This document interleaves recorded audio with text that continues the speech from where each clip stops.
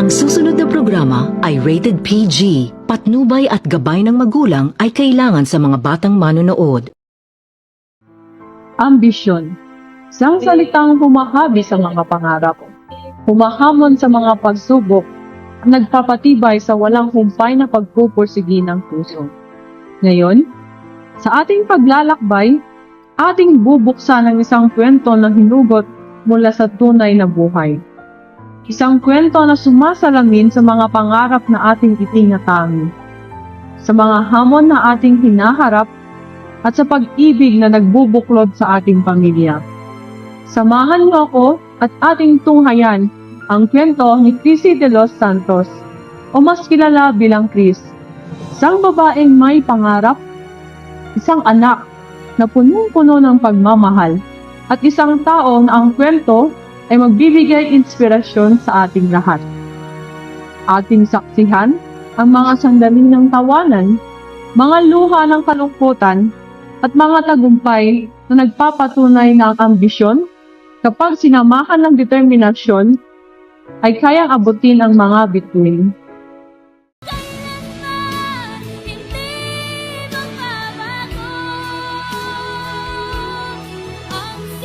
Si Christine ay lumaki sa masaya at maayos na pamilya, sa isang bayang puno ng kultura at pananampalataya.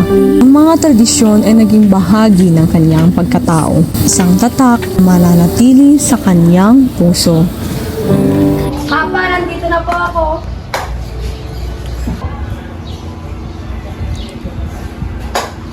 Ma, nandito na po yung mga pinabili niyo.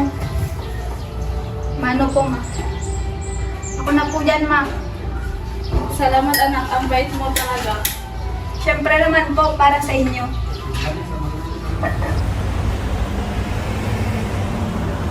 Hey, class! You should remember that a moral agent is a person who is capable of making ethical decisions and bearing responsibilities for their actions.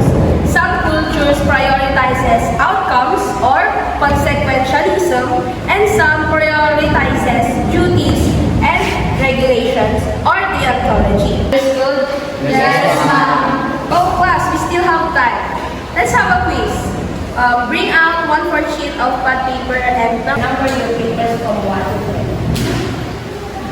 Hala, quiz, hindi pa naman ako nakinig. Hala, be! Nakabox tayo. Bakit kasi hindi ko nakinig? Ayan, tuloy.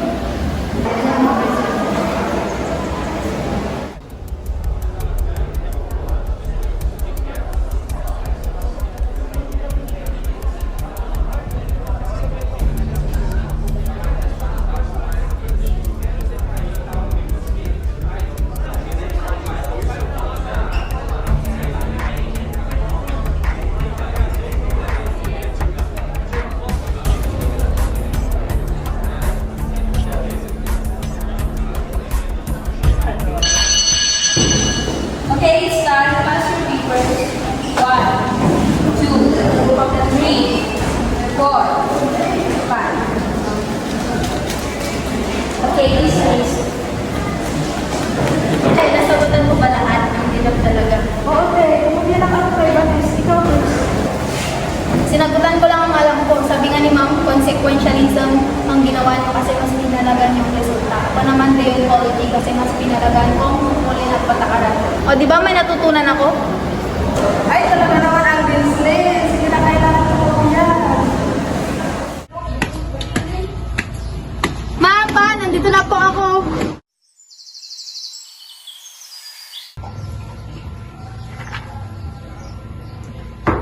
Bakit napakahirap gumawa ng tamang desisyon? Laging may mga tukso, mga shortcut. Pero alam kong integridad ay mas mahalaga kaysa anumang grado. Ang pagiging totoo, sarili, iyon ang tunay na mahalaga.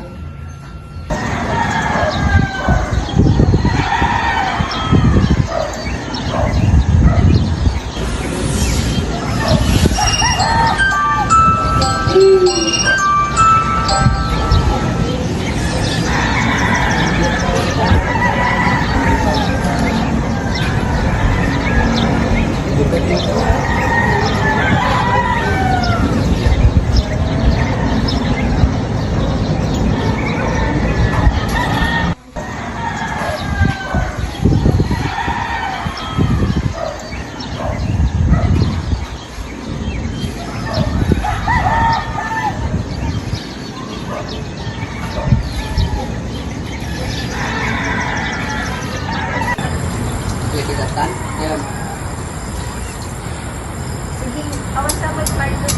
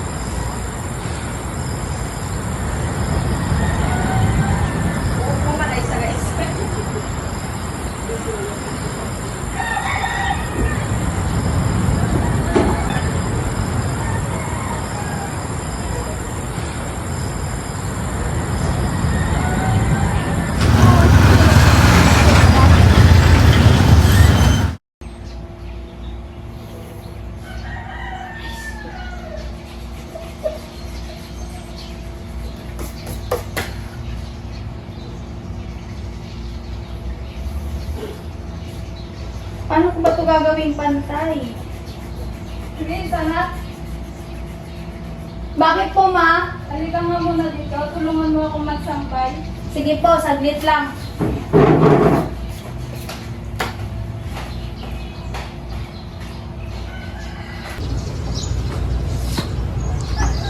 Uy, magandang umaga, Mare, Chris. Talagang lumaking matulungin at mabait si Chris, ah. Ayaw naman pare, napakabait at napakasipag ng anak ko.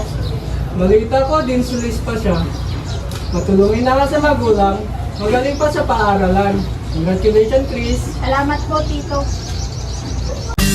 Mag-enjoy sa mga makulay na kwento ng buhay sa Magpakailanman. Hatid ng Champion Detergent.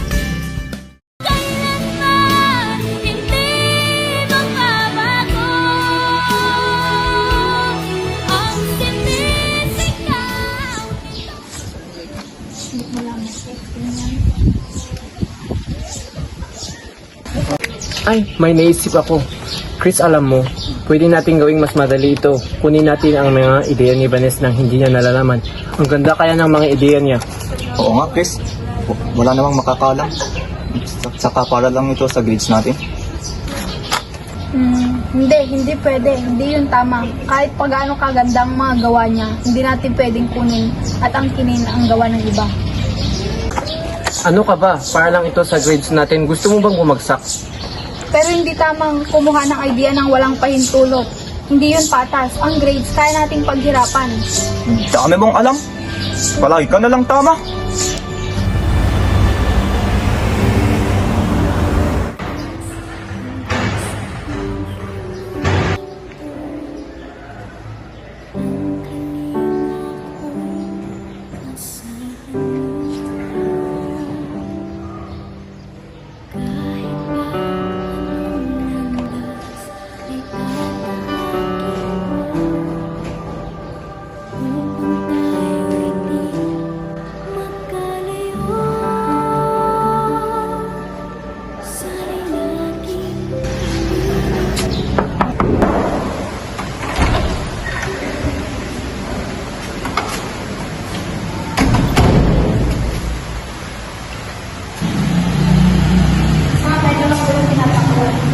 Salamat. Ay, please, mapansin ko ang iyong pagiging responsable at lakas. Pagpatulan mo ng yun, alam mo, hindi madali ang pagiging matapat. Kung ito ay mahalaga sa pagtubong ng iyong karakter. Salamat po, man. Ginagawa ko lang ito kung ang tama. Alam mo, please, ang oras ng pag-ulan ay para isang paglalakbay. Hindi ito madali, kung ito ay mahalaga. Sapagkat ito ang tubong sa konsinuhan. Dahil ako ang inatasang tagapamuno, napagdesisyonan kong tanggalin si Juan sa ating grupo dahil ginabag niya ang ating mga patakaran.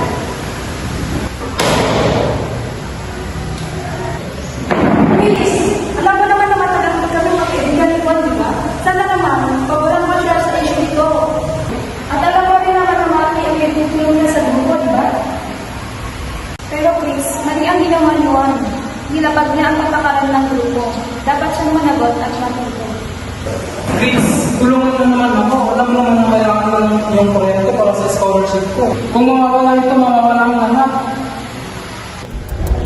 Alam kong kaibigan ko si Juan at naiintindihan ko ang kanyang sitwasyon, pero hindi iyon dahilan para baliwalain ang katotohanan.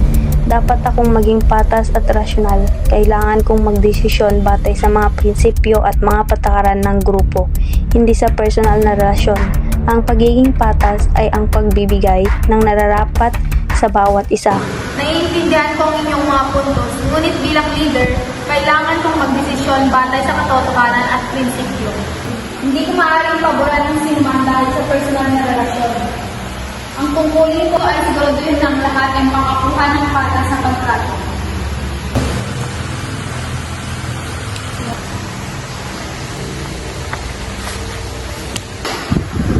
Matapos kong suriin ang lahat ng ebidensya at argumento at matapos kong basahin ang mga patakaran ng grupo, napagdesisyonan kong tanggalin ko na lang sa grupo si Juan. Ang desisyon na ito ay hindi madali, ngunit ito ay tama. Hindi mo ko tinulungan. Akala ko ba magkaibigan tayo? Hindi mo ba naiintindihan ang sitwasyon ko? Naiintindihan ko ang sitwasyon, Juan, pero ang pagiging kaibigan ay hindi nangangahulugan ng baliwalain ko ang patakaran. Kailangan mong tanggapin ang resulta ng iyong mga aksyon.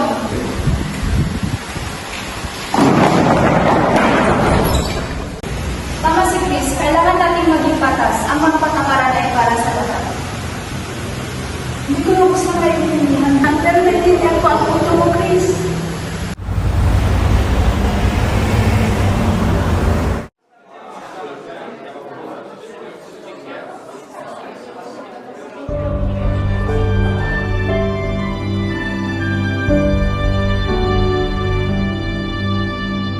Di magwawakas hanggang sa dulo ng mundo. Mag-enjoy sa mga makulay na kwento ng buhay sa magpakailanman. Hatid ng new Sunsilk Hair Fall Solution Range at new Cream Silk Treatment. Kailanman hindi magbabago ang sinisigaw.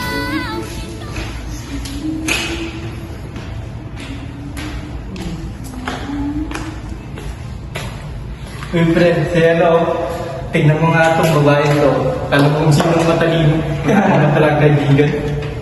Tama na, Vanessa. Hindi ako nagpag-away. Oo nga, para kang nerd. Ang lampang mo pa. Ang pangit mo pa, wala kang karapatang maging masaya. Sheesh!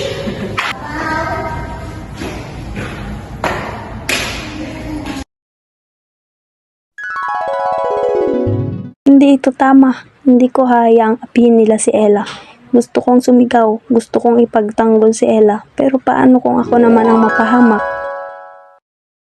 Tama na yan! Chris, anong pakilang mo? Ang sarili mo ang pakialaman mo. May pakialam ako dahil mali ang ginagawa niyo. Hindi niya dapat hinahamon si Ella. At bakit? Sino ba parang magsabi ng tama at mali sa amin? Sino ba parang magmalinis? Hindi ako magsasabi kung sino ang tama at mali. Pero alam ko ang tama sa mali at ang ginagawa niyo ay mali. Please, salamat. Hindi ko alam kung anong gagawin ko.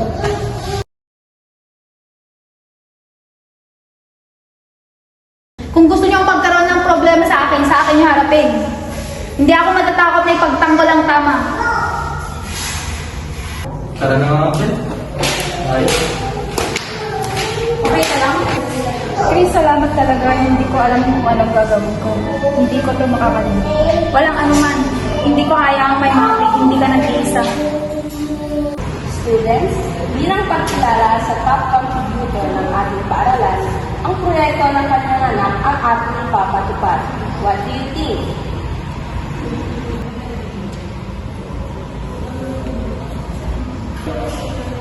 Pero ma'am, ang proyekto ni Ella ay may tunay na halaga para sa mga mag-aaral. Mga anak, alam niyo, ang detalye ay hindi mahalaga. Pero ang ating relasyon sa top contributor ang pinakamahalaga. Yes, hindi po ako sumasang-ayon. Anong ibig mong sabihin? Naniniwala ako ng ating tungkulin ay maglingkod sa mga mag-aaral, hindi sa mga tagapag-ambag. Ang proyekto ni Ella ay may layunin at puso. Ang paggamit ng impluensya ng pera upang itaguyod ang isang proyekto na walang silbi ay kawalan ng katarungan. Chris, mag-ingat ka sa iyong mga sinasalita. May mga bagay na hindi mo naiintindihan. Ma'am, hindi ako natatakot. Ang integridad ay hindi nabibili. Ang katotohanan ay hindi kayang supiling. Kung hindi tayo maninindigan, sino ang gagawa? Kung ito ang iyong desisyon, Chris, pwes, harapin mo ang kahihinatnan. Tama si Chris, ma'am. Hindi ito makatarungan. Ma'am, handa akong harapin ang anumang kahinatnan dahil alam ko sa aking kaibuturan ng aking puso na ito ang tama.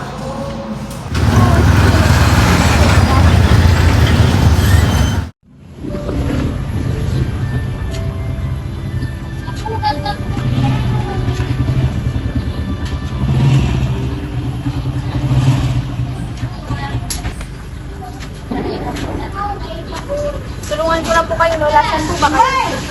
Ang bait mo talaga. Diyan lang yung bahay ko. Alam po yun.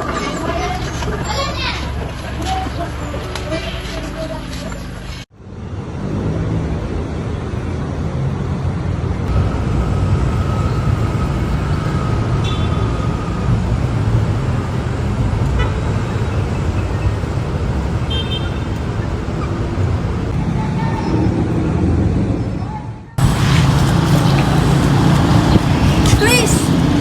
Ano yun? Bakang Silve, yan na nga lang ginagawa mo, di mo pa magawa. Kaya ang pasahod ko sa'yo. Sir, wag naman mo ganyan. At sino ka para pakialaman ang aking negosyo? Pag mamayari ko to, kaya ako ang nasusunod. Sir, hindi naman po tama yung ginagawa ninyo. Lapag po ito sa aming mga karapatan. Hindi sir, hindi nyo maaaring baliwalain ang karapatan ng inyong manggagawa. Ang bawat tao ay may dignidad na dapat igalang. Ayon kay Immanuel Kant, ang bawat tao ay may intrinsic na halaga. Hindi sila dapat gamitin bilang kasangkapan para sa iba. Ang mga manggagawa ay may karapatan sa mga katarungang sahod, ligtas na lugar ng tao at dignidad. Tama si Chris, dapat hindi natin pahintulutan ang pang-aapi. Pero kailangan din nating isalang-alang ang mga negosyante. Kailangan din nilang kumita. Hindi natin kailangan pumili sa pagitan ng karapatan at negosyo. Ang makatarungang pagtrato sa mga manggagawa ay makakatulong sa paglago ng negosyo. Siguro nga, may punto ka. Maraming salamat, Chris.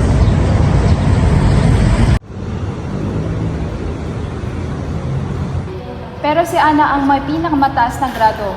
Kung hindi natin siya bibigyan, masasayang ang talento niya.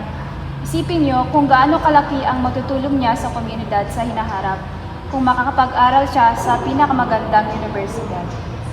Pero si Ben, kung walang scholarship, mapipilitan siyang huminto. Ang edukasyon na ang magiging sakripisyo at ang edukasyon na iyon ay mas malaki ang maitutulong sa kanya para makaaon sa kahirapan. Alam ko na ang bawat desisyon natin ay may malaking epekto sa kanilang buhay.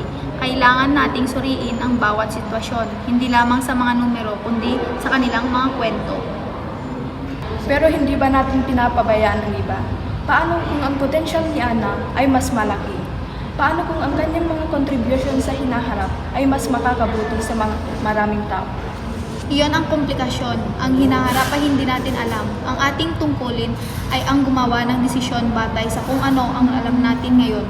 At ngayon, alam natin na si Ben ay nangangailangan ng tulong na ito upang makapagpatuloy. Kung ang scholarship ay magbibigay kay Ben ng pagkakataong makatapos at magiging produktibong membro ng lipunan, iyon ang pinakamalaking kabutihan na maaari nating gawin ngayon.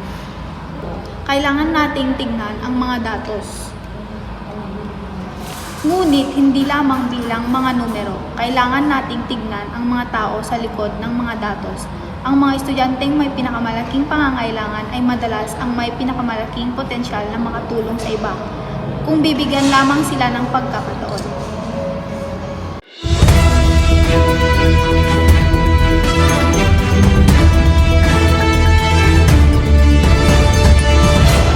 Kumakailan lamang binuksan ng ABC Company, isang foreign company sa Pilipinas, ang isang branch ng factory sa Tabuk City, Kalinga.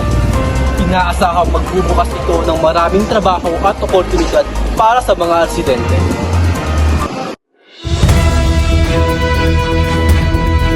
Bilang residente, ano ang inyong personal na pananaw tungkol sa pagpapatayo ng ABC Company?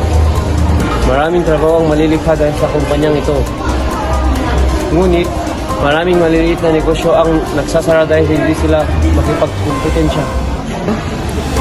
Ngunit nasisira ang ating kapaligiran dahil sa mga pabrika at mawawala ang mga tradisyonal na kultura dahil sa impluwensya ng mga delikado. Bagamat nagdudulot ng mga oportunidad, nagpahayag din ang mga residente sa kanilang pag-aalala tungkol sa epekto ng mga lokal na negosyo at kapaligiran. Mark Pasqua, nagbabalik.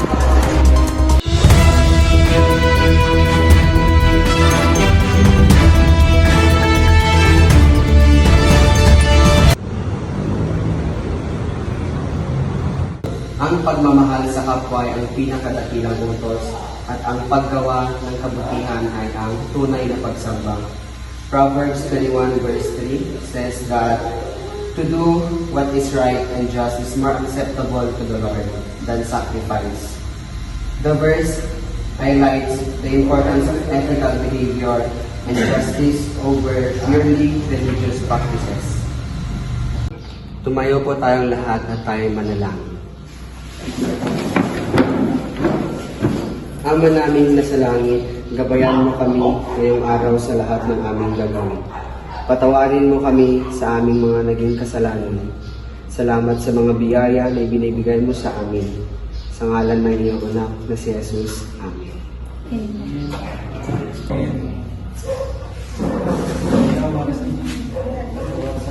Salamat po, Father.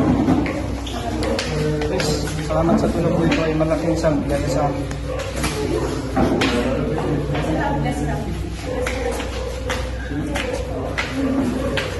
Huwag kayong matakot mangarap. Huwag kayong matakot maging mabuti. Ang inyong pananampalataya at ang inyong mga birtud ang nagdadala sa inyo sa tagumpay.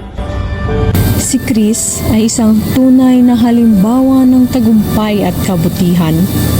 Ang kanyang kwento ay nagpapatunay ng ambisyon. Kapag sinamahan ng pananampalataya at birtud, ay kayang abutin ang mga bituin.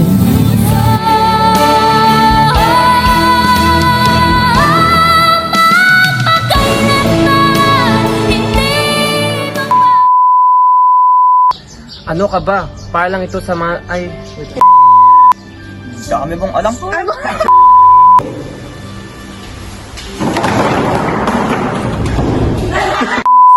Hindi mo ako tinulungan!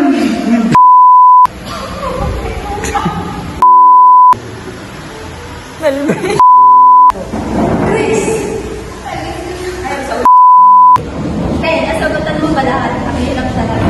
Oo, te. Nasagutan mo ba lahat? Ang hirap talaga. Oo, te. Gusto nyo na ako kay Vanis. Ikaw, Chris.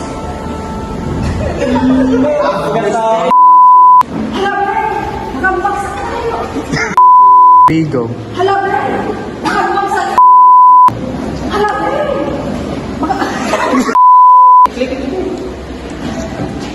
Game. Pati yung magsawa mo. Hala. Uy. Nandito na po yung mga pinabili nyo. Mano po nga. Mano. Ay, Kaya pa video? Ha? Hindi kumapay lang. Hindi kumapay. Ang pagmamahal sa kapwa ay pinakamadakilang utos. Ang pagmamahal sa kapwa ay ang pinakadakilang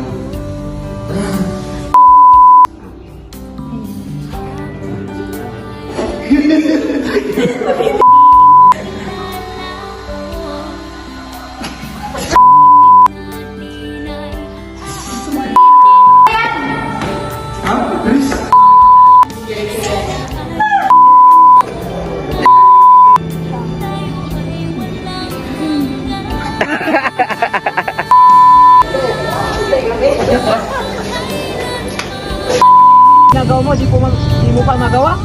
Kaya ang pasahod ko sa'yo.